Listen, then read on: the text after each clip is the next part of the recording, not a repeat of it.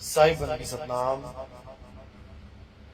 तो आज आपको वो भेद समझाए जाएंगे, वो भेद बताए जाएंगे जो इस हंस मुनि काल दूत ने आपके साथ षड्यंत्र किए हैं। आज वो सब समझाए जाएंगे।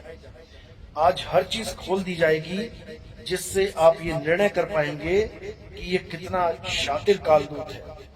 परमपिता परमात्मा के पंथ में सबसे बड़ी मिलावट अगर किसी ने करी है तो यही है वो काल का दूत, जिसने लाखों लोगों के जीवन को दांव पे लगा दिया है, जिसने 52 अक्षरों के जाल में ऐसा उलझा दिया है इस जीव को कि अब निकलने का नाम नहीं ले रहा है। वाणियां तो बिल्कुल सही गाता है, लेकिन खुद ही उसका अर्थ नहीं समझता, खुद ही उस वाणी का भेद नहीं समझता और लाखों जीवों को भरमाने का काम करके खुद तो 84 में जाता ही है और बाकी जीवों को भी साथ में ले जाता है।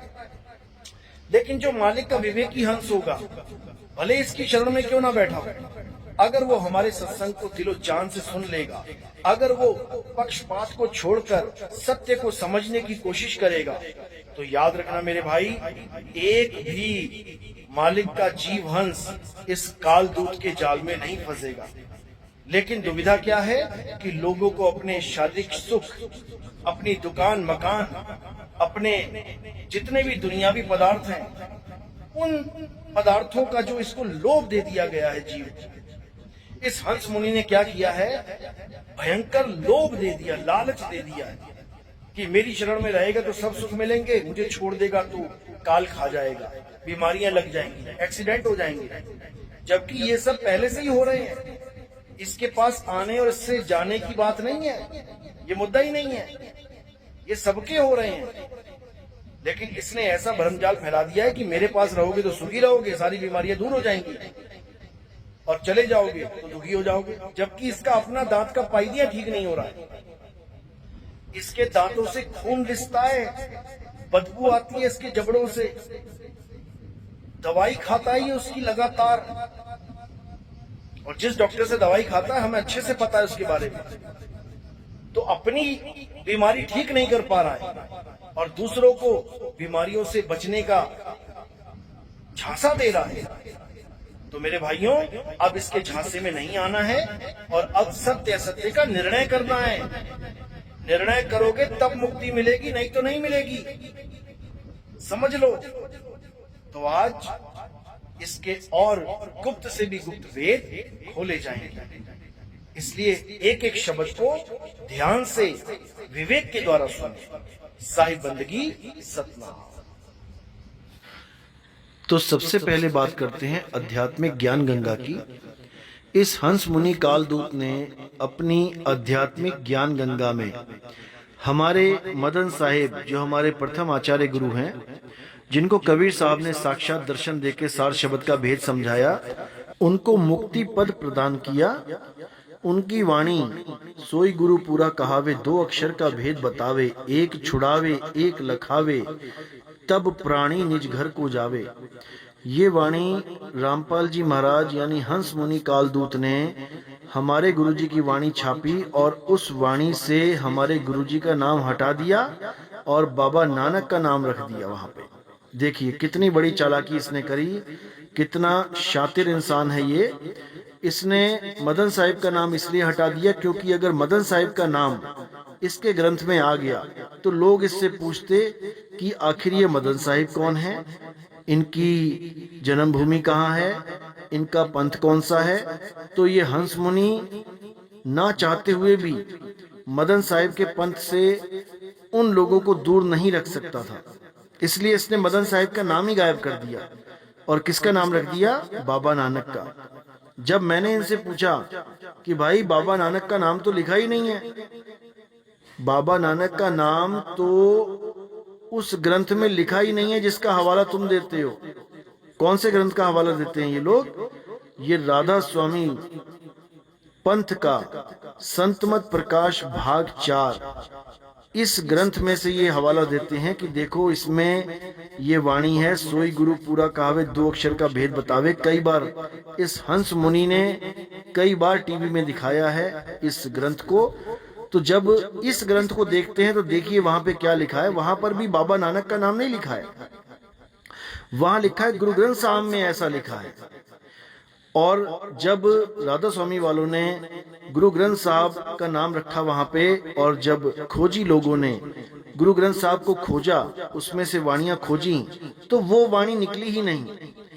तो जब सवाल जवाब हुए इन लोगों से, तो इन लोगों ने क्या किया, राधा स्वामी वालों ने क्या किया, राधा स्वामी वालों ने अगला एडिशन जो छापा तो उसमें ग्रंथ साहब का नाम हटा के मदन साहिब ऐसा कहते हैं लिख दिया।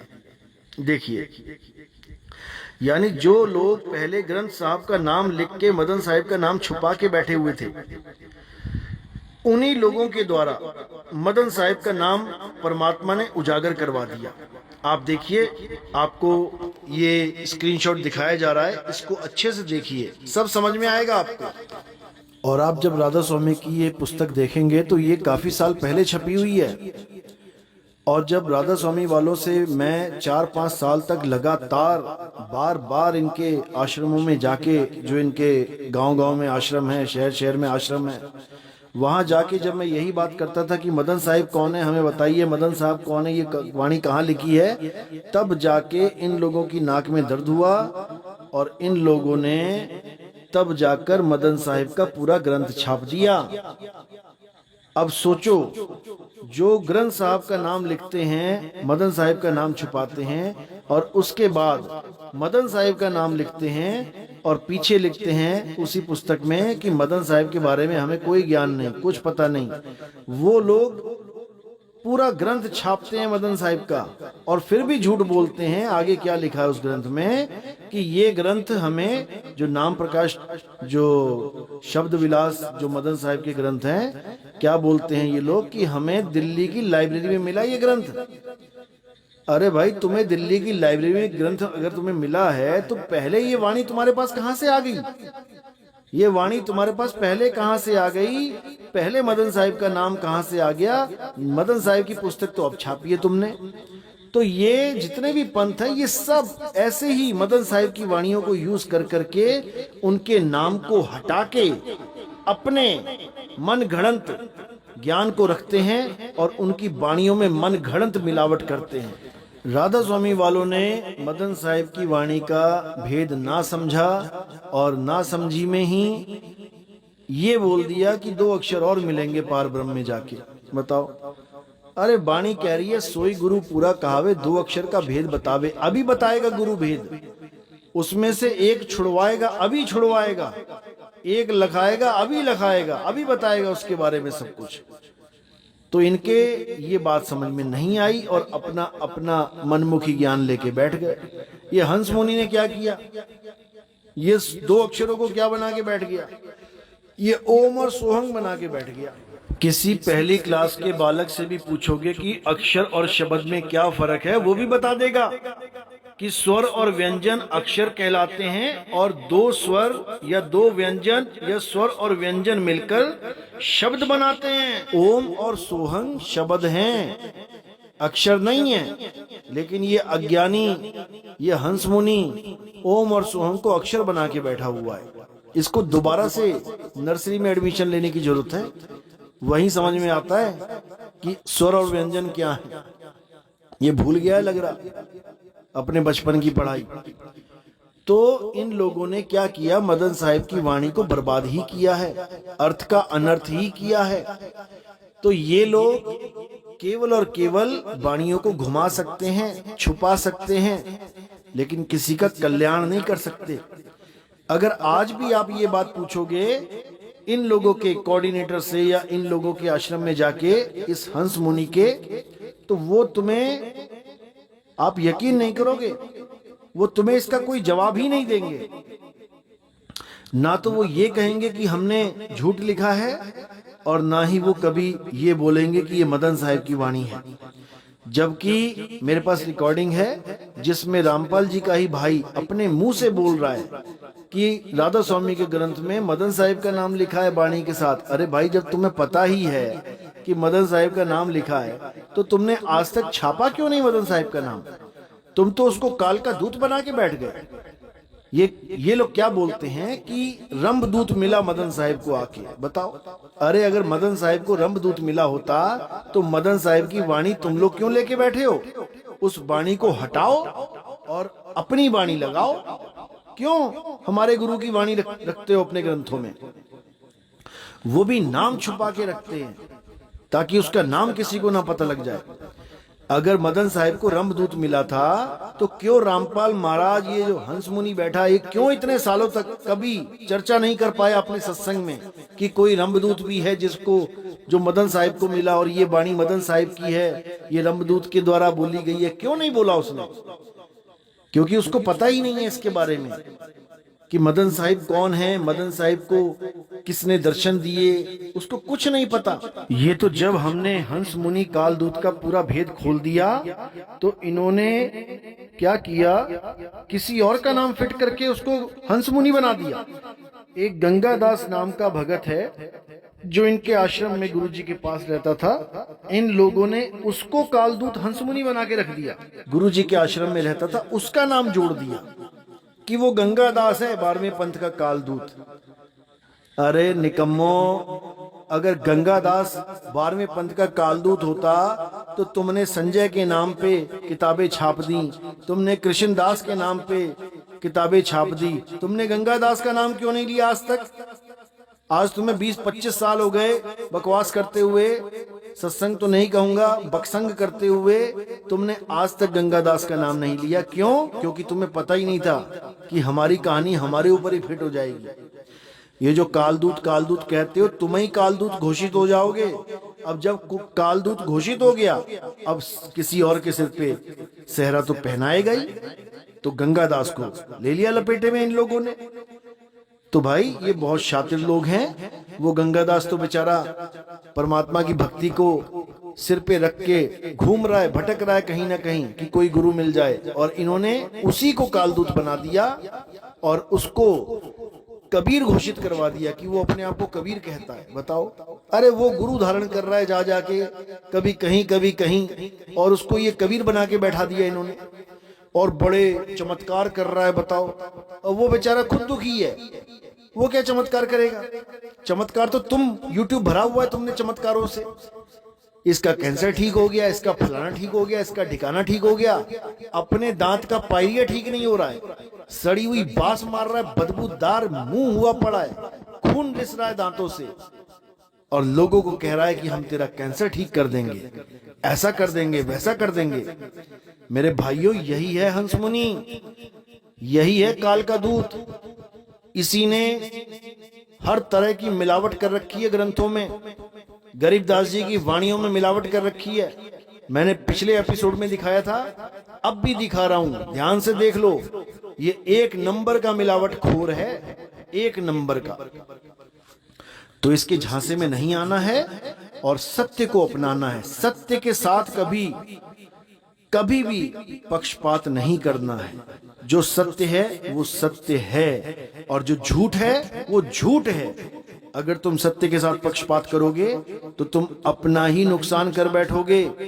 इसलिए इस हंस मुनि को अच्छे से पहचान जाओ और इससे जितना जल्दी हो सके दूरी बना लो, नहीं तो ये खुद तो 84 में जाएगा और सारी संगत को भी ले जाएगा। तो मेरे भाइयों, विचार करो, विवेक लगाओ। अभी कुछ नहीं बिगड़ा है, अभी तुम्हारे पास समय है। एक बार अगर समय खत्म हो गया ना, एक बार अगर काल आ गया ना, तो कोई कुछ नहीं कर पाएगा, कोई तुम्हें नहीं बचा पाएगा। अभी नितिन दास चीख चीख के तुम्हें सत्य बता रहा है, तुम्हारे भले के लिए। संभल जाओ, सुधर जाओ, जाग जाओ, इस अज्ञानता की नींद में सोते मत रह जाना। ये हंस मुनि बहुत शातिर दूत है। अभी और कारनामे सुनो इसके। ये लोग जो हमारे प्रथम गुरु मदन साहिब को काल का दूत बताते हैं, इनके कारनामे आप इस संत के मुख से सुन सकते हैं। कृष्णदास जी महाराज गरीबदासी पंथ के जो हैं, डेरा सत साहिब सत्संग भवन ठाकुरपुरा, जिला अंबाला, हरियाणा में, ये रामपाल जी महाराज के पास बहुत साल चेलों की तरह, शिष्यों की तरह, भक्तों की तरह अपना जीवन लगा के बैठा था। परम भगत बना हुआ था ये। ऐसी अंधभक्ति में लीन हो चुका था कि रामपाल के सिवा इसको कुछ दिखता ही नहीं था। लेकिन परमात्मा अपने विवेकी हंसों की आंख जल्दी ही खोल देता है। जब इसने रामपाल महाराज के कारनामे देखे तो इसने वहां से अपना रास्ता अलग कर लिया और इसने ये पूरी किताब बनाई है।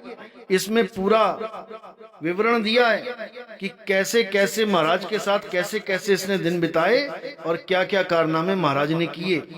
शैतान बनिया भगवान, ये आपको इंटरनेट पे मिल जाएगी, आप इसको जरूर पढ़ें और इस हंस मुनि कालदूत के कारनामों से अच्छी तरह वाकिफ हो जाएं ताकि आपका जीवन बर्बाद होने से बच जाए। हमारे गुरु को काल का दूत बोलने वाला खुद कितना बड़ा काल का दूत है, ये आप इस ग्रंथ को पढ़ के अच्छे से समझ जाएंगे। आप केवल इसको इतना कह दें इनके भक्तों को कि भाई अगर मदन साहिब काल के दूत हैं तो मदन साहिब की वाणी आप अपने ग्रंथ में हटा दो। आप क्यों मदन साहिब की वाणी लेके अपने ग्रंथों को काला करते हो? आप सीधे कहो कि ये काल का दूत है और इसकी वाणी हम नहीं लेंगे। अरे निकम्मो, वाणी भी तुम हमारे गुरु की लेते हो और उसको ही काल का दूत बोलते हो, इसीलिए जेल में धक्के खा रहे हो। इसीलिए तो भाई इन लोगों का कुछ बनने वाला नहीं है, ये ऐसे ही जेलों में धक्के खाएंगे। यहाँ इंसान की बनी जेल में धक्के खाएंगे और फिर काल की बनी 84 लाख की जेल में धक्के खाएंगे। इनका कभी भी निबेड़ा नहीं हो सकता। ये कभी काल के जाल से नहीं निकल सकते। काल के जाल से वही निकलेंगे जो परमात्मा के विवेकी हंस होंगे। इसलिए इस काल के दूत से प्रश्न करो कि मदन साहिब 2 अक्षरों का भेद बताते हैं तो तुम 3 नाम क्यों देते हो? वाणी कह रही है सोई गुरु पूरा कहावे 2 अक्षर का भेद बतावे, ठीक है 2 नाम तुम दे दो, ठीक है। अब तीसरे का तो जिक्र ही नहीं है। एक छुड़ावे एक लखावे तब प्राणी निज घर को जावे, तो तुम तीसरा नाम कैसे फिट कर देते हो? यही कबीर साहब कह रहे हैं, कहें कबीर अक्षर 2 भाख, होगा खसम तो लेगा राख। बताओ 3 कहां बोला? केवल 2 अक्षरों की बात करी है। यही कबीर साहब फिर कह रहे हैं 52 अक्षर लोक तरह सब कुछ इन्हीं माही, ये आखर खिर जाएंगे वो आखर इनमें नाही। यानी 52 अक्षर खिर जाएंगे, इसको गुरु छुड़वा देगा, एक छुड़ाए और वो अक्षर इनमें नहीं। जो अखंड अक्षर है वो इन 52 में नहीं आता, जिसको गुरु लखा देगा। एक छुड़ाए एक लखाए तब प्राणी निज घर को जाए। क्यों नहीं समझ में आता इस मोटी बुद्धि कालदूत के? खुद तो अपना जीवन बर्बाद कर ही रहा है और लाखों लोगों का भी जीवन बर्बाद करके चला जाएगा। इसका दोष इसके सिर पे इतना ज्यादा बढ़ जाएगा, इस पाप का भार, कि इसको 84 में भटकना पड़ेगा। इसकी हालत खराब हो जाएगी। और ये लोगों से जो चंदा इकट्ठा कर करके बड़े बड़े आश्रम बनाए हैं, एक भी आश्रम काम नहीं आएगा। जंगल में भटकना पड़ेगा, हिरण बन के और शेरों के मुंह में जाना पड़ेगा। अभी नहीं समझ में आ रहा इस काल के दूत को, क्योंकि माया ने पर्दा डाल रखा है इसकी आंखों पे। लेकिन जल्दी ही सारे भक्तों की आंखों से पर्दा उठाने के लिए नितिन दास आ चुका है। अब हर भगत को सत्य से रूबरू करवा दिया जाएगा, हर भक्त को सत्य लखा दिया जाएगा, ताकि इस काल के दूत का जाल जल्द से जल्द काटा जा सके। तो अब मेरे भाइयों, इसकी नाम दीक्षा पे विचार करते हैं, क्योंकि इसको अक्षर और शब्द का तो ज्ञान ही नहीं है। ये 2 अक्षर को शब्द मान बैठा है। तो इसके नाम दीक्षा में जो कुछ भी ये देता है, इसको अच्छे से समझेंगे कि ये कैसे काल का दूत जीवों को भटकाता है। ये कबीर साहब की वाणियों से प्रमाणित करता है कि नाम दीक्षा 3 बार में दी जाती है। सच्चा गुरु वो है जो 3 बार में नाम दीक्षा प्रदान करे, जिसको ये गीता में से भी ओम तत् सत ये श्लोक दिखा के प्रमाणित करता है कि 3 बार में ही नाम दीक्षा दी जाती है और इन मंत्रों को जप के परमात्मा को प्रसन्न किया जा सकता है, परमात्मा को प्राप्त किया जा सकता है। तो इसके इन नकली मंत्रों का आज पूरा खुलासा करेंगे और आप सबको इतना विवेक दे देंगे कि आप इसके झूठ को पकड़ सको। ये क्या बोलता है कि सच्चा गुरु 3 बार में दीक्षा देता है। पहली बार में ओम कलियम हरियम करके मंत्र देगा, दूसरी बार में सतनाम देगा, तीसरी बार में जो असली नाम है वो दे देगा। यानी 3 बार में पूर्ण ज्ञान मिल जाएगा। लेकिन जब आप विचार करेंगे कि ये खुद ही 3 बार में बोल के लोगों को 4 बार में नाम दीक्षा दे रहा है, कैसे, आइए प्रमाणित करते हैं। जब आप इस काल के दूत से, इस हंस मुनि काल दूत से नाम दीक्षा लेने जाएंगे तो पहली बार में ये आपको ओम कलियम हरियम ये वाला मंत्र पकड़ा देगा, जो गरीबदास जी महाराज की वाणी में से दिखाएगा कि देखो लिखा है सत सुकृत अविगत कबीर ओम ओम ओम ओम कलिंग कलिंग कलिम कलिम। ये सब दिखा के आपको पक्का विश्वास दिलवा देगा कि यही नाम जपना है। ये हो गई पहली दीक्षा। उसके बाद ये आपको दूसरी दीक्षा के नाम पे ओम और सोहंग श्वासों के द्वारा अजपा जाप जो करवाया जाता है ये पकड़ा देगा। 90% प्राण योगी गुरु जो श्वासों का अजपा जाप करवाते आए हैं आज तक, ये ओम सोहंग ही देते आए हैं। ये कोई ऐसा नाम नहीं है जो इस काल दूत ने खोजा हो या परमात्मा ने इसको दिया हो। ये वही नाम है जो युगों युगों से चलता आ रहा है। ओम और सोहंग का अजपा जाप हजारों लाखों गुरु देते आए हैं और आज भी दे रहे हैं। और ये इस ओम सोहंग को सतनाम बना के बैठा है कि ये सतनाम है। अगर ये सतनाम है तो सारे गुरु सतनाम दे रहे हैं, तू अकेला नहीं है। तो जब ये ओम सोहंग का नाम देता है आपको तो इसको दूसरी दीक्षा कहता है कि सतनाम मिल गया आपको। अब जो तीसरी दीक्षा है वो क्या है? वो है इसकी सार नाम की दीक्षा, जिसको ओम सोहम सत्य कबीर करके पकड़ा देता है। ओम श्वास छोड़ते हुए, सोहंग श्वास लेते हुए और बीच में सत्य कबीर बोलना है आपने। ये हो गई तीसरी दीक्षा। अब ये काल का दूत जो 3 दीक्षा पे पूर्ण ज्ञान दे रहा था, अब ये चौथी दीक्षा भी देगा आपको, जिसको सार शब्द की दीक्षा बताता है। और ये दीक्षा क्या है? ओम सोहंग सत्य कबीरा।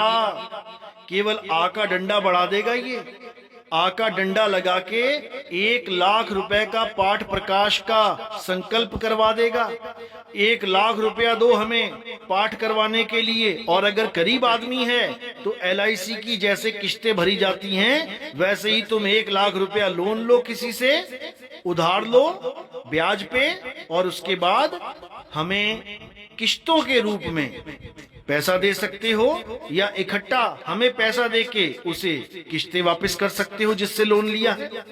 तो ऐसे ये काल के दूत अपना पैसा बनाने में लगे हुए हैं, ये धंधा कमाने में लगे हुए हैं। इन लोगों से कोई पूछने वाला नहीं कि आप 3 बार में नाम दान की बात करके चौथी बार में नाम क्यों दे रहे हो। अब कबीर साहब का वो 3 दीक्षा वाला ज्ञान कहाँ चला गया, जिसको कहते हैं प्रथमे शिष्य होवन जो आई, ताको पान दियो तुम भाई, जब देखो तुम दृढ़ता ज्ञाना, ताको कहो शब्द परवाना, शब्द माही जब निश्चय आवे, ताको ज्ञान अगाध सुनावे। अब ये अगाध ज्ञान के बाद ये चौथा ज्ञान कहाँ से आ गया? कोई पूछने वाला नहीं है। इसीलिए ये काल के दूत आगे से आगे फैलते ही जा रहे हैं, क्योंकि इनसे कोई सवाल करता ही नहीं है। लेकिन मेरे भाइयों, अब इनसे सवाल करना है, डंके की चोट पे सवाल करना है, और इनको मुंह की खानी ना पड़ जाए तो मेरा नाम बदल देना। ये बगले झांकते फिरेंगे, जमीन छोटी पड़ जाएगी इनको भागने के लिए। लेकिन तब जब आप इनसे सवाल करेंगे, सवाल करना सीखो मेरे भाइयों, सवाल करना सीखो।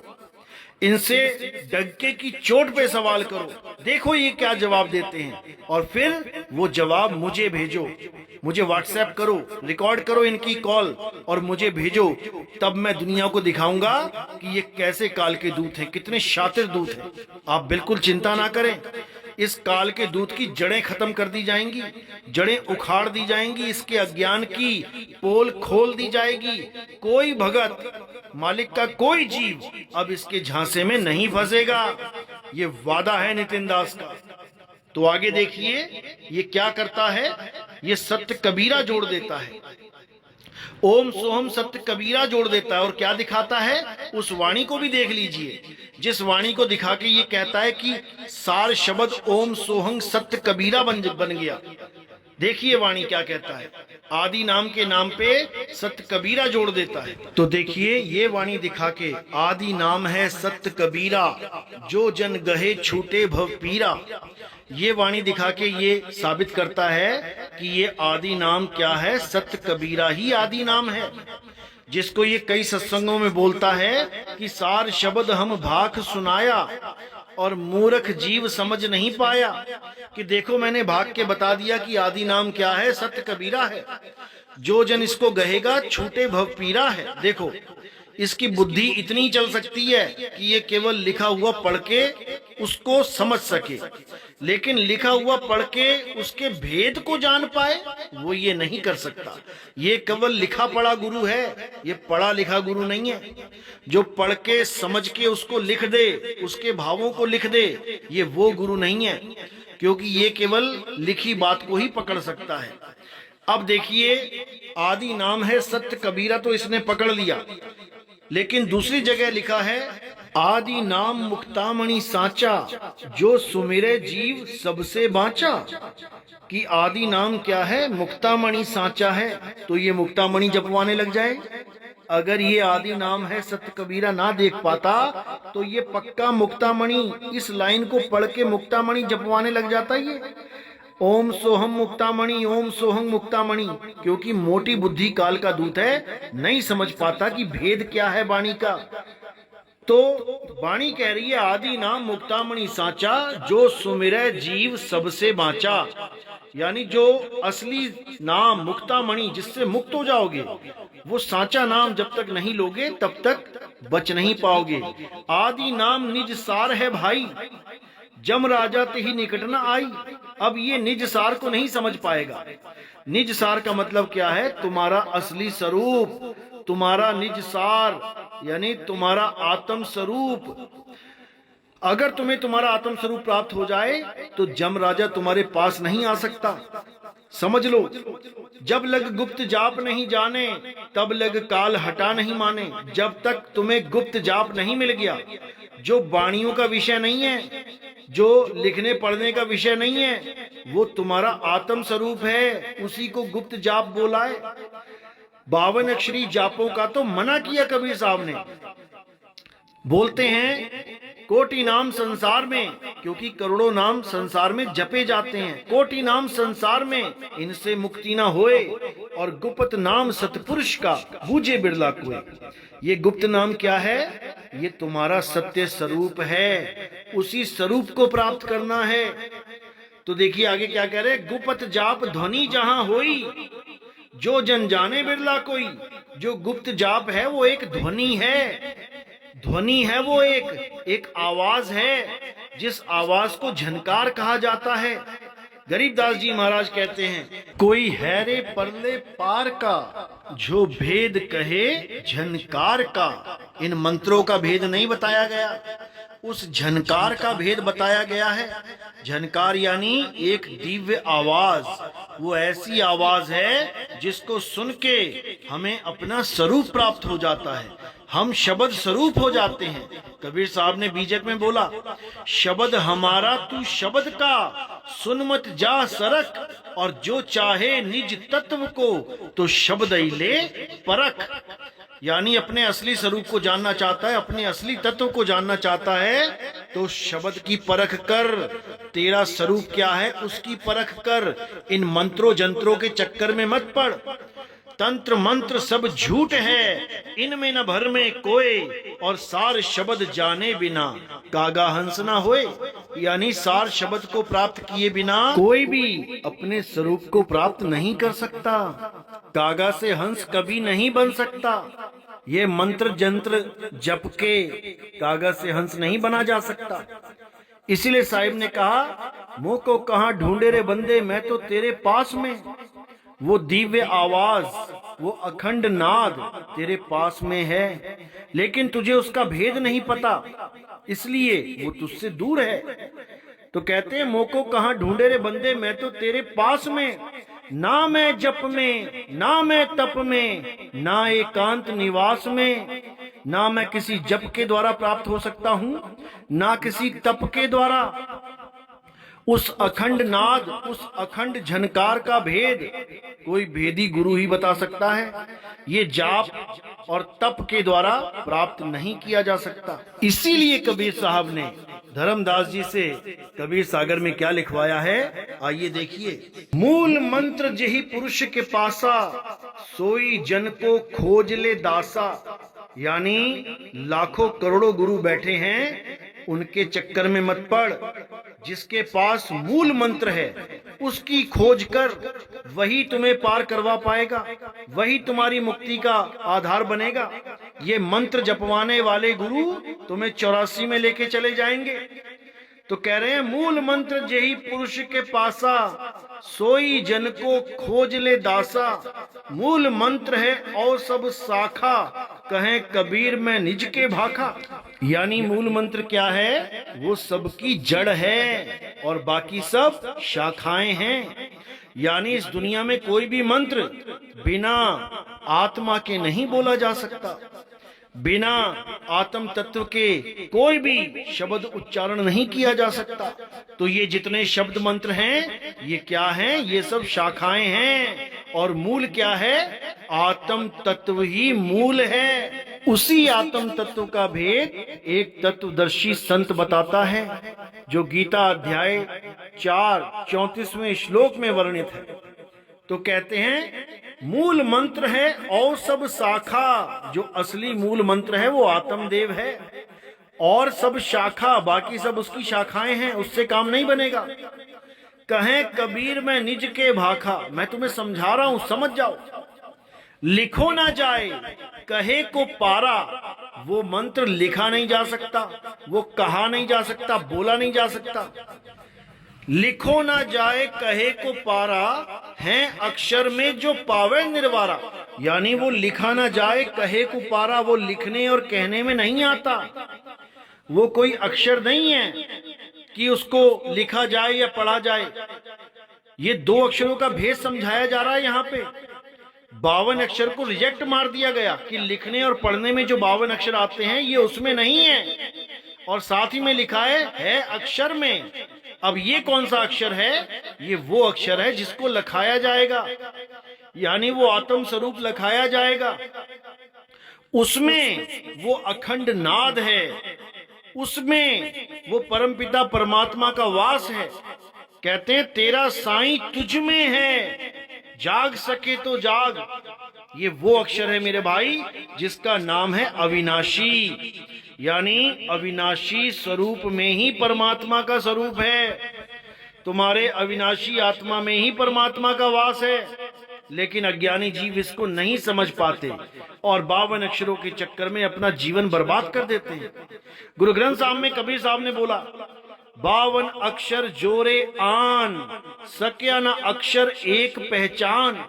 ये 52 अक्षर जो लिखने बोलने में आते हैं, इनको छोड़ दो, और जो अविनाशी अक्षर है उस अक्षर को जान लो। वो अक्षर लिखने पढ़ने बोलने में नहीं आता मेरे भाई, नहीं आता। ये मोटी बुद्धि काल का दूत नहीं समझ सकता इस ज्ञान को, इसका बस नहीं है, इसका सामर्थ्य नहीं है कि इस ज्ञान को वो समझ पाए। लेकिन मेरे भाइयों, आप विवेकी बनो, आप इस काल के दूत के चक्कर में मत पड़ो और परमात्मा की वाणी को अच्छे से समझो। क्या कहना चाहती है वाणी, क्योंकि तुम्हें समझाने वाले बार बार नहीं आएंगे, बार बार तुम्हें कोई बताने वाला नहीं मिलेगा। आज नितिन दास तुम्हें समझा रहा है तो पक्षपात रहित होकर, पक्षपात के बिना इस ज्ञान को समझ लो मेरे भाई, समझ लो, नहीं तो 84 लाख में दुर्गति होगी। कोई गुरु तुम्हें बचाने वाला नहीं है। तो कहते हैं लिखो ना जाए लिखा में नाही, गुरु बिन भेंट ना होवे ताही। यानी वो सार शब्द आदि नाम वो लिखने में नहीं आता, वो बोलने में नहीं आता, जिसके लिए कबीर साहब ने कहा ओंकार आदि में जाना, लिखे और मेटे ताही ना माना। मैं लिखने और मेटने वाले नामों को सत्य नहीं मानता हूँ, उनका जाप नहीं करवाता हूँ। मैं सार शब्द का भेदी गुरु हूँ और सार शब्द बताने इस संसार में आता हूँ। और जिसको मैं सार शब्द दे देता हूँ, काल उसके आगे माथा टेक देता है। सार शब्द आए जेहि विधि हाथा, तेहि विधि काल नवावे माथा। मेरा सार शब्द प्राप्त करके ये जीव काल के सिर पे पैर रख के आगे बढ़ जाता है। काल के सिर पे पांव दे सतगुरु के उपदेश, साहिब बाह पकड़ के ले चले अपने देश। फिर वो इस काल के लोक में नहीं रहता है, वो सदा सदा के लिए हमारे लोक में यानी अपने सत्य स्वरूप में समा जाता है, क्योंकि सत्य स्वरूप ही हमारा लोक है।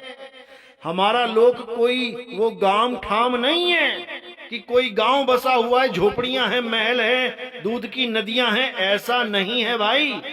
देखिए गरीबदास जी क्या कहते हैं। गरीब सोहंग ऊपर और है, सत सुकृत एक नाम, सब हंसों का वंश है, सुन बस्ती नहीं गांव। कि भाई सत सुकृत जो एक नाम है जिसमें हम सबको समाना है, वो हमारा धाम है। ये सुन बस्ती नहीं गांव, ये गांव बस्तियों वाला लोक नहीं चाहिए हमें। ये लोक माया के लोक हैं।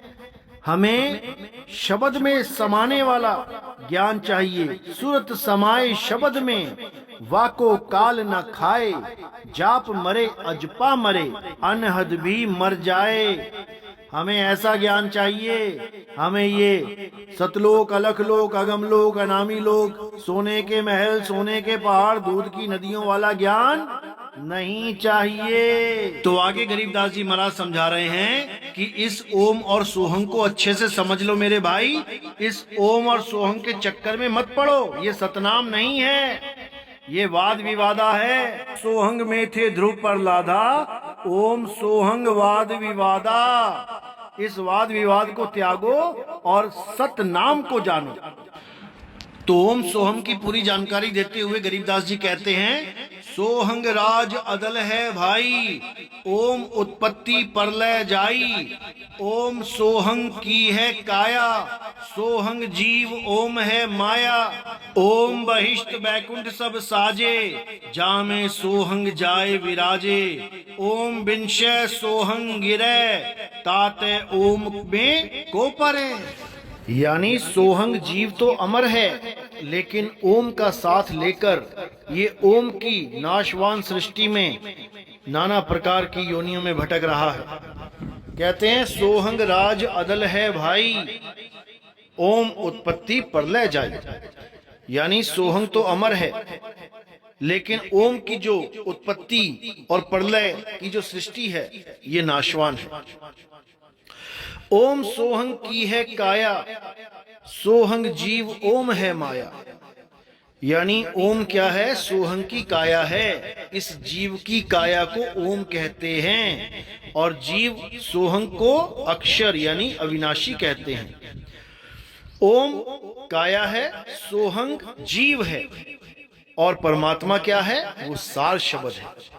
इसी को गीता में समझाया गया कि अक्षर पुरुष, शर पुरुष, ये दोनों पुरुष ये पूजनीय नहीं हैं। यानी ओम और सोहंग ये पूजनीय नहीं हैं।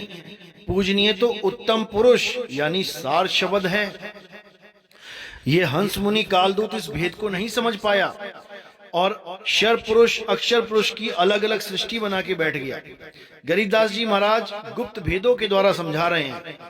ओम सोहंग की है काया, यानी सोहंग जिस काया को ओढ़ के बैठा है उसी को ओम कहते हैं। यानी अविनाशी अक्षर जीव जिस नाशवान काया को ओढ़ के बैठा है उसे शर कहते हैं, शर पुरुष। शर पुरुष काया है, सोहंग अक्षर पुरुष है और नी अक्षर पुरुष वो परमपिता परमात्मा है। ओम सोहंग की है काया, सोहंग जीव ओम है माया। ये ओम मायावी शरीर है, बदलता है, कटता है, जलता है। ओम बहिष्ठ बैकुंठ सब साजे, जा में सोहंग जाए विराजे, यानी इसी माया के द्वारा, ये ओम और माया ये सब एक ही है। इसी माया ने सारी दुनिया में काया का विस्तार किया हुआ है, बड़े बड़े लोक बनाए हैं, उसमें काया बना के सोहंग को बैठा रखा है। हर काया में एक सोहंग विराजमान है, यानी हर शरीर में एक जीवात्मा विराजमान है। सतलोक से लेके अलख लोक से लेके अगम लोक से लेके मृत्यु लोक तक काया में सोहंग विराजमान है। ओम सोहंग की है काया, सोहंग जीव ओम है माया। ओम बहिष्ठ बैकुंठ सब साजे, जामे सोहंग जाए विराजे। सतलोक में सतपुरुष बना के बैठा रखा है किसी को, उसमें भी जीव बैठा हुआ है। अलख लोक में अलख पुरुष बना के बैठा रखा है, उसमें भी एक सोहंग जीव है। इस दुनिया में जितने भी शरीर हैं, माता पिता भाई बहन, हाथी घोड़ा गधा सूअर, ये सब काया ओम हैं और इसमें सोहंग यानी जीव विराजमान है। तो ओम और सोहंग क्या है? ओम काया है और सोहंग जीव है। लेकिन इस मोटी बुद्धि, इस हंस मुनि को ये बात समझ में नहीं आ सकती। क्यों? क्योंकि काल ने इसकी बुद्धि पे ताले मार रखे हैं। काल सबकी बुद्धि पे ताले जड़ देता है, इसीलिए ये काल के दूत कहलाते हैं, क्योंकि ये परमात्मा के संदेश को नहीं समझ सकते। देखिए गरीबदास जी महाराज ने कितना अच्छा समझाया। ओम बिंशे सोहंग गिरे, ताते ओम में को परे, यानी जब शरीर गिर जाता है, ओम बिंशे, शरीर गिर गया तो क्या होगा? सोहंग भी गिर जाएगा। ओम बिंशे सोहंग गिरे, ताते ओम में को परे, यानी हम इस ओम में क्यों पड़े जाके? हम क्यों किसी शरीर की आस लगाएं? हम किसी शरीर की आस नहीं लगाएंगे। अब क्या करेंगे? ओम सोहम दोनों से परे उस नी अक्षर को जानेंगे, उस आदि नाम को जानेंगे, उस असली गैबी धुन को जानेंगे। वो गैबी धुन अगर हमें मिल गई तो समझ लो कि अब हमारा कल्याण हो जाएगा। और अगर हम इस काया माया के चक्कर में पड़े रहेंगे तो हमारा कल्याण कभी नहीं हो सकता। देखिए गरीबदास जी महाराज क्या कह रहे हैं। गरीब सोहंग ऊपर और है, कोई एक जाने भेव, गोपी गोसाई गैब धुन, जाकी कर ले सेव। कह रहे हैं कि सोहंग ऊपर और है, यानी ये ओम सोहंग जो है इसको त्यागो, इससे ऊपर कुछ और है, उसको जानो। सोहंग ऊपर और है, कोई एक जाने भेव, कोई बिरला ही उस भेद को जानता है। गोपी गुसाई गैब धुन, जाकी कर ले सेव। वो गोपनीय गुसाई यानी परमात्मा, वो गैब धुन यानी वो अनंत नाद, अनंत अखंड अविनाशी, वो अखंड धुन, उसकी सेवा कर ले, उसको ध्या ले, उसको समझ ले, उसी से मोक्ष होगा, उसी से मुक्ति होगी। इस ओम सोहंग से नहीं, ये सतनाम नहीं, ये वाद विवाद है। इस वाद विवाद को त्याग और सतनाम को पकड़। तो सतनाम क्या है? सतनाम वो अखंड धुन है। साहिब समझा रहे हैं, गरीब सुरत लगे और मन लगे, लगे निरत धुन ध्यान, चार जुगन की बंदगी एक पलक परवान। सुरत लगे और मन लगे, यानी मन और सुरत को लगा के रखो। लगे निरत धुन ध्यान, जब सुरत एकाग्र हो जाती है तो उसको निरत कहते हैं। और निरत किसमें करना है? धुन ध्यान। उस धुन के ध्यान में सुरत को निरत कर लो। चार जुगन की बंदगी एक पलक परवान, यानी 4 युगों तक तुम भक्ति करते रहो, उससे कोई कुछ कल्याण नहीं होगा। लेकिन अगर उस अखंड नाद की, उस सार शब्द की भक्ति कर ली तो पल में ही कल्याण हो जाएगा। इस ओम सोहम से ना तो किसी का कल्याण हुआ है और ना ही होगा। जैसा कि मैंने बताया कि ओम काया है और सोहंग जीव है।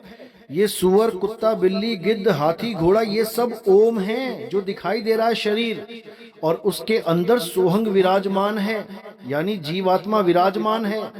इस ओम सोहंग यानी जीव और काया से परे उस सार शब्द को जानना ही सत भक्ति है। उसी झनकार को जानना ही परमात्मा की प्राप्ति है। देखिए गरीबदास जी महाराज क्या कहते हैं। सोहंग गदहा हो जाई, सोहंग इंद्र हुए बहुराई, सोहंग रामचंद्र अवतारा, सोहंग आन भय नौबारा, सोहंग लक्ष्मण सोहंग सीता, सोहंग कीना सोहंग मीता।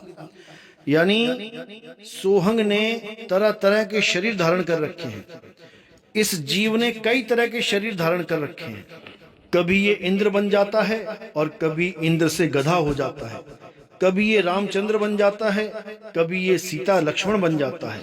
तो आगे कहते हैं सोहंग है 84 सिद्ध, सोहंग सूर गौ और गिद्ध, सोहंग सुर नर मुनिवर जान, सोहंग का है सकल जहान, सोहंग का है मुनवर मेल, ओम सोहंग का सब खेल। ये कालदूत हंस मुनि इन वाणियों को कभी नहीं समझ सकता। वाणी बिल्कुल स्पष्ट समझा रही है। क्या कह रही है वाणी कि सोहंग है 84 सिद्ध। ये जितने भी सिद्ध बैठे हैं इनकी काया के अंदर सोहंग विराजमान है, जीव विराजमान है। सोहंग सूर गौ और गिद्ध, यानी काया रूपी सुअर गौ और गिद्ध के अंदर कौन है? सोहंग बैठा है, यानी ओम काया है और सोहंग जीव है। इसी का सब खेल है। सोहंग सुर नर मुनिवर जान, सोहंग का है सकल जहान। ये जहान में जितने तुम्हें शरीर दिखाई दे रहे हैं ये सब ओम हैं और इसके अंदर जो जीव बैठा है वो सोहंग है। सोहंग का है मुनिवर मेल, ओम सोहंग का सब खेल। ये सारा खेला ओम और सोहंग का यानी काया और जीव का है। काया नाशवान और जीव अविनाशी है, लेकिन दोनों में से कोई पूजनीय नहीं है। पूजनीय कौन है? इन दोनों से परे वो अजब धुन, वो गैबी धुन, वही पूजनीय है, वही परमात्मा है। तो आगे गरीबदास जी समझा रहे हैं सोहंग नारी सोहंग पुरुषा, सोहंग हिंदू सोहंग तुर्का, सोहंग कौम 36 जाति, ओम सोहंग की उत्पत्ति। यानी ये नारी पुरुष कौन है? ये काया रूपी ओम के अंदर सोहंग रूपी जीव हैं। इसीलिए ये संसार चल रहा है। काया का तो रूप रंग है लेकिन जीव का कोई रूप रंग नहीं है। काया आदमी और औरत की हो सकती है लेकिन जीव आदमी और औरत नहीं है। जैसे भी शरीर में ये जीव जाता है ये शरीर को ही अपना रूप रंग समझने लग जाता है, ये अपना स्वरूप समझने लग जाता है। इसीलिए बार बार 84 में धक्के खाता है। तो कह रहे हैं सोहंग कौम 36 जाति, ओम सोहंग की उत्पत्ति। ये दुनिया में तुम्हें जो भी दिख रहा है, कोई भी कौम, कोई भी जात, कोई भी मजहब के लोग दिख रहे हैं, ये सब ओम सोहंग का ही खेल है। ओम काया है, सोहंग उनका जीव है। अब कह रहे हैं सप्त अंड पर सोहंग साजे, जा पर सार शब्द धुन गाजे। अब ये है वो सार शब्द धुन जिसको प्राप्त करने के बाद ये सोहंग इस काया से मुक्त हो जाएगा और कहाँ समा जाएगा? अपने अंशी में समा जाएगा। ये अंश है और सार शब्द इसका अंशी है। इसीलिए बोला गया है ईश्वर अंश जीव अविनाशी। ये जीव सोहंग है, अविनाशी है, लेकिन ईश्वर को प्राप्त नहीं कर पा रहा है। ये काया में ही उलझा पड़ा है। कभी राम जी को, कभी श्याम जी को, कभी हनुमान जी को, कभी सीता जी को, कभी लक्ष्मी जी को, कभी शेरावाली माता को, कभी किसी शरीर को, कभी किसी शरीर को पूजता ही जा रहा है। ये नहीं समझ पा रहा है कि ओम सोहंग के खेले में फंस गया है। अब ओम सोहंग के खेले से बाहर निकलना है, तब कल्याण होगा, नहीं तो नहीं हो पाएगा। तो सार शब्द का भेद इसी वाणी में समझा दिया कि सार शब्द कोई मंत्र नहीं है कि ओम सोहम सत्य कबीरा मंत्र जप रहे हो सार शब्द के नाम पे, मूर्खों। सार शब्द क्या है? एक धुन है, कोई हैरे परले पार का, जो भेद कहे झनकार का। सप्त अंड पर सोहंग साजे, जा पर सार शब्द धुन गाजे। अब ये सप्त अंड क्या हैं? कैसे सोहंग विराजमान है उस पे? ये सब एक भेदी गुरु समझाता है। ये भेदी गुरु बताता है कि वो सार शब्द कहाँ विराजमान है और फिर ये जीव उसी सार शब्द में लीन हो जाता है, सदा सदा के लिए मुक्त हो जाता है। मंत्रों जंत्रों में नहीं फंसता, इस काया रूपी काल में नहीं फंसता। तो गरीबदास जी महाराज बिल्कुल स्पष्ट शब्दों में समझा रहे हैं, लेकिन इन काल के दूतों के समझ में नहीं आएगा। ओम काया मरी मरी जाए, सोहंग फिर गोते खाए, ओम मारे ओम मरे, सोहंग लख 84 फिरे। इन काल के दूतों को अगर आप ये वाणी पूछोगे, इनकी हालत खराब हो जाएगी समझाने में। गरीबदास जी महाराज बिल्कुल स्पष्ट कह रहे हैं कि ओम काया मरी मरी जाए, कि ओम कोई मंत्र नहीं, काया है तुम्हारी, और ओम जपने पर काया ही वापस मिल जाएगी, क्योंकि काया ही ओम है। ओम काया मरी मरी जाए, सोहंग फिर गोते खाए। अब सोहंग गोते खाएगा 84 में, और अगर कोई सोहंग सोहंग जप रहा है तो वो भी जीव को याद कर रहा है। जिसको याद करोगे उसी चीज की प्राप्ति होगी। जीव अवस्था में भक्ति करोगे तो जीव ही बने रह जाओगे, ओम की भक्ति करोगे तो काया ही मिलेगी। ओम मारे ओम मरे, सोहंग लख 84 फिरे, यानी काया को काया मारती है और जीव 84 में भटक जाता है। अब इन दोनों से परे उसको जानो जो सार शब्द है, जो परमपिता परमात्मा है, जो अखंड गैबी धुन है, उसको जानो। तो आगे गरीबदास जी समझा रहे हैं, रोम ही रोम अखंड धुनि ध्यान है, जाप अजपा को संत विचारे, सतगुरु संत मिले अविनाशी जी, आप तेरे औरों को तारे। यानी उस अखंड धुन के ध्यान में जब हम जीव मगन हो जाते हैं, उसमें रम जाते हैं, तो रोम रोम पुलकित हो जाता है। जाप अजपा को संत विचारे, ये कार्य केवल एक संत ही कर सकता है। जाप और अजपा में फर्क कर सकता है, नहीं तो सारी दुनिया अजपा को जाप बना के जप रही है। जाप का मतलब होता है 52 अक्षरी नाम को जपना, चाहे मुंह से जपो चाहे श्वासों में जपो। और अजपा का मतलब होता है जिसको जपा ही नहीं जा सकता, यानी वो केवल ध्यान का विषय है, उसको जपा नहीं जा सकता, उस अखंड नाद को जपा नहीं जा सकता, लेकिन उस अखंड धुन का ध्यान धरा जा सकता है।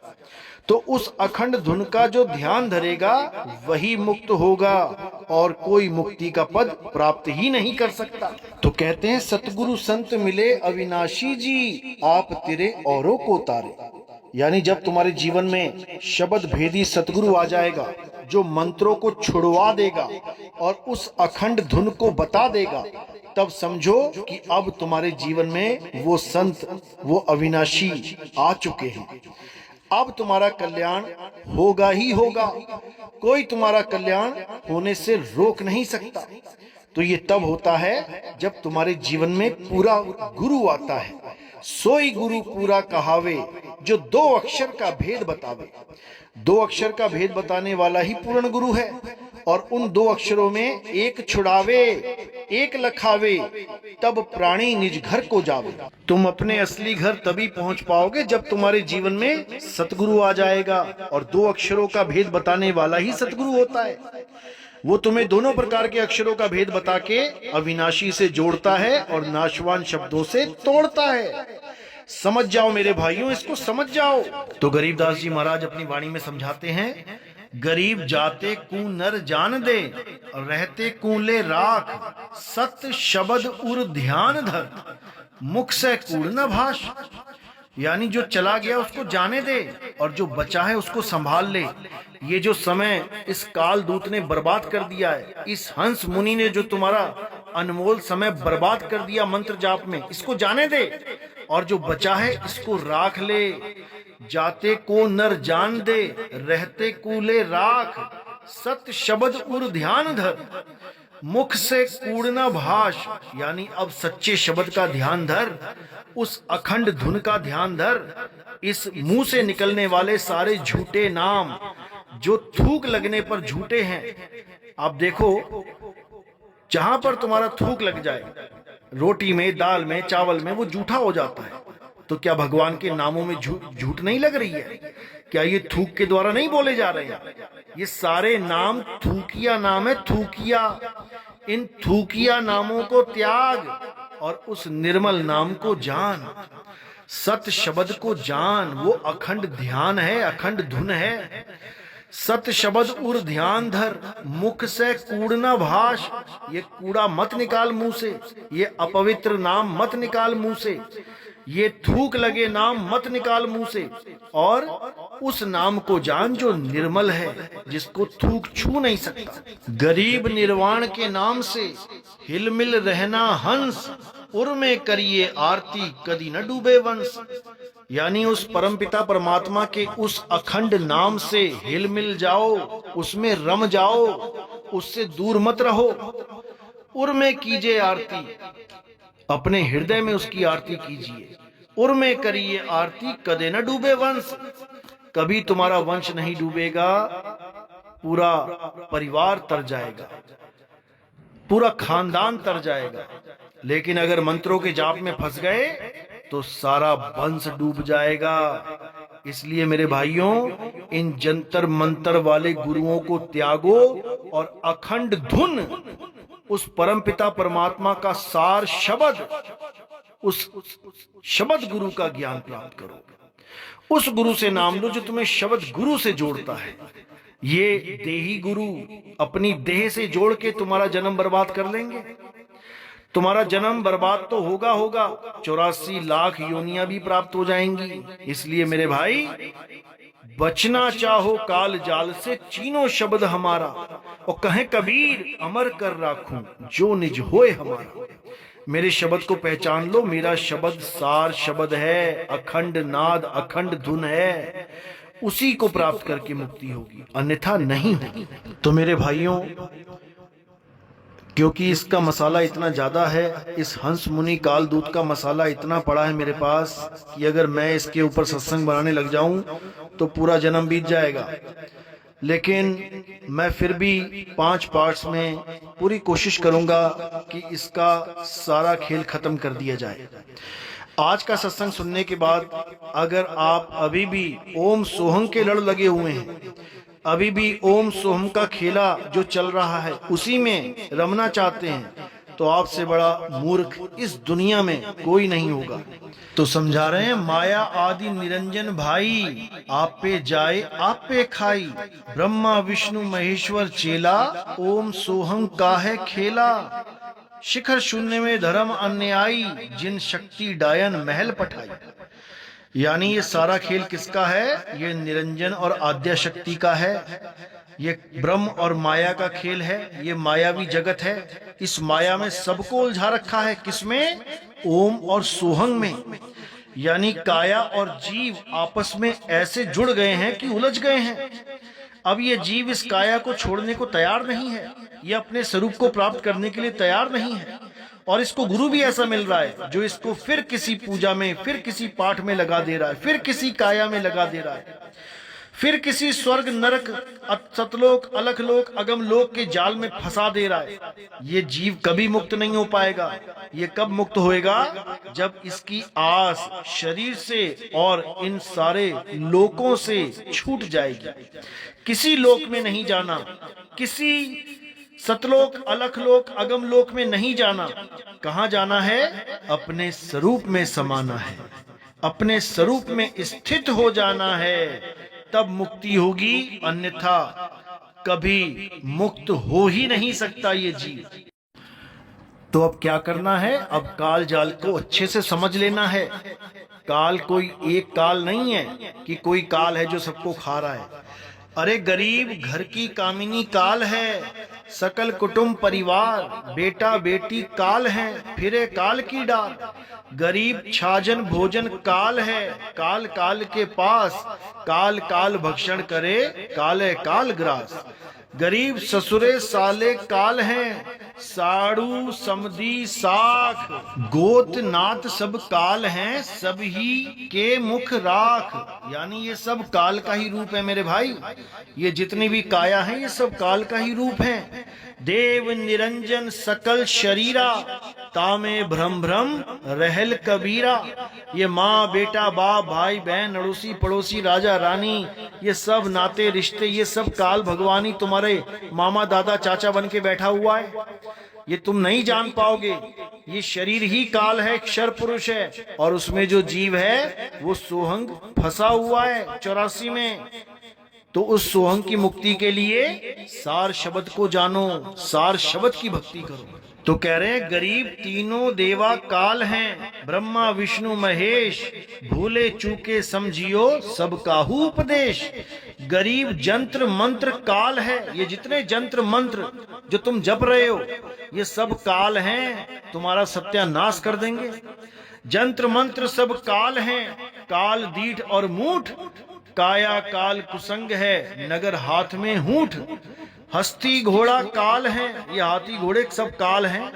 काल राज और पाठ इनको देखना भूलियो, दल बादल गज ठाठ। ये सब काल का ही दल है, काल का ही खेल है। इस काल के जाल से, इन शरीरों के जाल से बाहर निकल जाओ। गलती से मत सोचना कि परमात्मा कोई शरीर है, कि कोई सतलोक में शरीर बैठा है वो परमात्मा है। वो काल का ही जाल है, ये काल का ही जाल है। गरीबदास जी कहते हैं जहां तुम्हें मैं ले जाऊंगा वहां शरीरों का कोई काम ही नहीं है, वहां भगवान है ही नहीं। देखो क्या कहते हैं, जहां ओंकार निरंजन नाही, ब्रह्मा विष्णु वेद नहीं जाही। जहां करता नहीं जान भगवाना, काया माया पिंड न प्राणा। जहां तुम्हें मैं लेके जाऊंगा, जिस स्वरूप में मैं तुम्हें स्थित करूंगा, जिस सत्य में तुम्हें रमण करवाया जाएगा, वहां पर ओंकार निरंजन नाही, ब्रह्मा विष्णु वेद भी नहीं, वहां कर्ता भगवान नहीं है कोई, और काया माया पिंड न प्राण वहां कोई। वहां काया और माया का खेल ही नहीं है, वहां कोई शरीर नहीं दिखाई देगा तुम्हें कि वो राजा की तरह बैठा है और वहां पे चवर करोगे जाके, नहीं करोगे, नहीं बैठा वहां कोई राजा की तरह। समझो बात को, वहां काया माया का खेल ही नहीं है। पांच तत्व तीनों गुण नाही, जोरा काल दीप नहीं जाही। अमर करूं सतलोक पठाऊं, ताते बंदी छोड़ कहाऊं। ऐसा अमर कर दूंगा, सतलोक पठा दूंगा कि इस काया माया की दौड़ से ही बाहर निकल जाओगे। ना काया होगी और ना ही माया होगी। समझो मेरे भाई, समझो।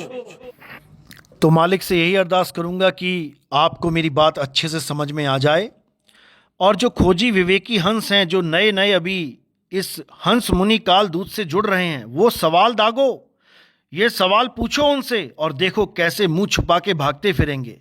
ये काल के दूत अब नहीं टिक पाएंगे इस मैदान में, क्योंकि मैंने ये प्रण ले लिया है कि इनका जितना भी अज्ञान है उसकी जड़ खोद दी जाएगी। अब ये काम होके रहेगा, बहुत हो गया, ये अज्ञान का राज बहुत हो गया। अब ज्ञान आएगा, बीसम बीसा आएगा, देखते जाओ। तो आगे के सत्संग बहुत जल्दी भेजे जाएंगे, तब तक आप इसको अच्छे से श्रवण करो, और जो 5 पार्ट बनेंगे उसमें इस हंस मुनि की जड़ उखाड़ दी जाएगी, इसका पूरा अज्ञान खत्म कर दिया जाएगा। आप बिल्कुल चिंता ना करें। तो आज का सत्संग यहीं समाप्त करते हैं, फिर अगले सत्संग में मिलेंगे। साहिब बंदगी सतनाम।